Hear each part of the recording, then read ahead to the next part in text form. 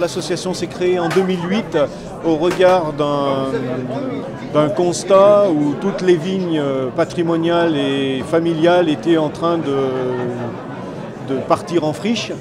Et une petite partie de personnes qui s'occupaient de ces vignes ont décidé de fonder une association pour sauver le vignoble du Trièves et puis réinstaller la vigne d'une manière plus importante et éviter qu'elle disparaisse.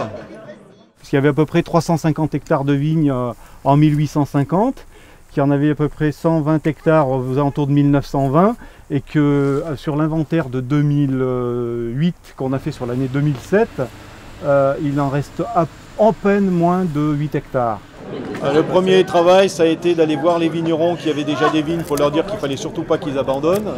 La deuxième, c'était de les convaincre de faire des conventions avec nous s'ils abandonnaient leurs vignes.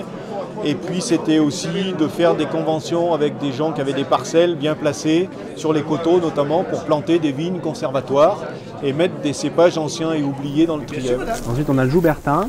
Le Joubertin est normalement issu d'une personne qui aurait fait un croisement à une époque qui aurait été de Clé et qui s'appelait Joubert, d'où le nom Joubertin. Et donc ça veut dire que Clé, Vif, c'est vraiment la coin où il y en avait énormément. Et c'est pour ça qu'on en trouve pas mal dans les vieilles vignes des contreforts du Drac et sur l'Isère. L'association a pour objectif donc la sauvegarde du patrimoine viticole triévois. On en a parlé, donc elle met en réseau des jeunes exploitants plus ou moins jeunes et des anciens qui abandonnent des vignes. Moi, ils m'ont aidé administrativement à faire des démarches auprès de France Agrimaire, enfin de toutes les administrations auxquelles j'étais confronté. Et avec Jérémy qui est avec moi là, lui s'occupe surtout de l'implantation de vergers conservatoires. Voilà, donc là c'est balbutiant, on est en train de commencer. On a été sollicité par une commune locale pour implanter une vigne communale et un verger communal. Là maintenant on a planté à peu près 7000 m² de vignes conservatoires avec du Persan, de la Douce Noire, du Joubertin, du Durif, du Bia Blanc, de la Verdesse.